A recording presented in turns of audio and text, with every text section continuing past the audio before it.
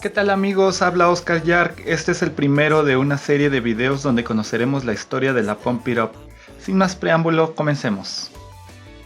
Pump It Up es un simulador de baile lanzado por la compañía Andamiro, el cual cuenta con dos paneles de 5 flechas cada uno, pantalla y bocinas. Pero, ¿qué significa Pump It Up? Es una frase en inglés que se utiliza para animar a la gente o para subir el volumen de algo, por lo tanto sería algo como súbele o anímate.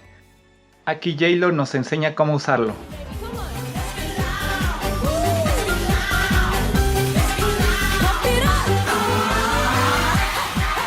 Y otro ejemplo más.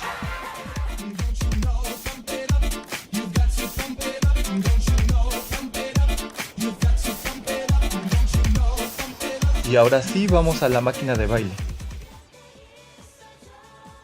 Todo comenzó en el año 1999 en Surcorea, cuando en agosto salió a la venta la primera Pump It Up, la cual llamaron The First Dance Floor. Esta contenía éxitos relativamente recientes en el país.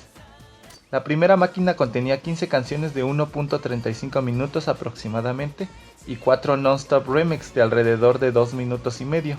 Se tenía acceso a las velocidades 2, 4 y 8, además del Vanish, Random y el Non-Step.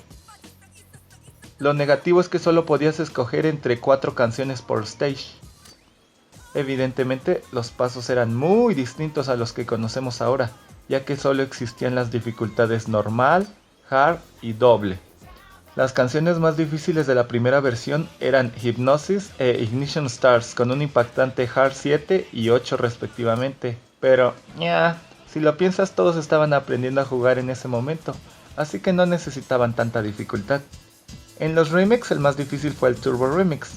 En este juego las canciones que más sobresalieron fueron Funky Tonight, Black Cat, Forever Love, Cordiality, ahora conocida como Another Truth.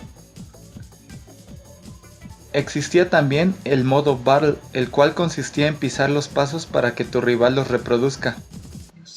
He aquí un ejemplo. Si notas, los jugadores pisaban una secuencia que el contrincante en turno tenía que imitar.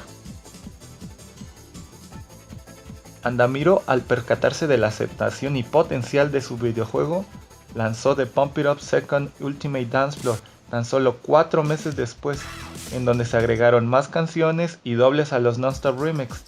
Los patrones de pasos fueron más variados, aunque la interfaz es básicamente la misma. Es aquí donde vemos nacer éxitos como Final Audition House de Vania, grupo que tuvo una participación aún más importante en esta máquina, regalándonos la canción más difícil de la época, que fue Extravaganza. Resaltaron también Come Back, Tell Me y Curiosity. Se incluyeron 2 canciones solo accesibles al bonus stage, Fighting Spirits de Hot y el Non-Stop Remix 7.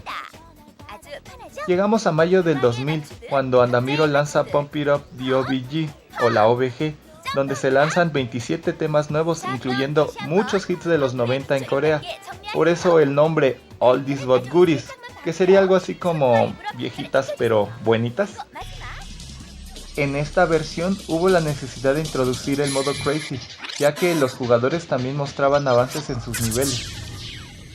She Likes Pizza sorprendió con un impactante 230 de BPM, An Interstate View era sobresaliente, aunque no como el Crazy de Extravaganza, en la actualidad Single 11, lo más difícil de la máquina. La corona en cuanto a la dificultad para los Non-Stop Remix fue para el remix de Vania, Ignition Stars, Hypnosis y Extravaganza. Las canciones más sobresalientes fueron Caution o Don't Bother Me, We Are, Final Audition 2 y por supuesto Turkey March.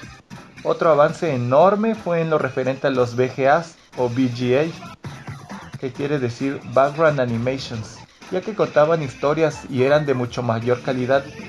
Incluso los Non-Stop Remix tenían el propio, en contraste con los videos de remixes anteriores, que lucen mucho más random y repetitivos.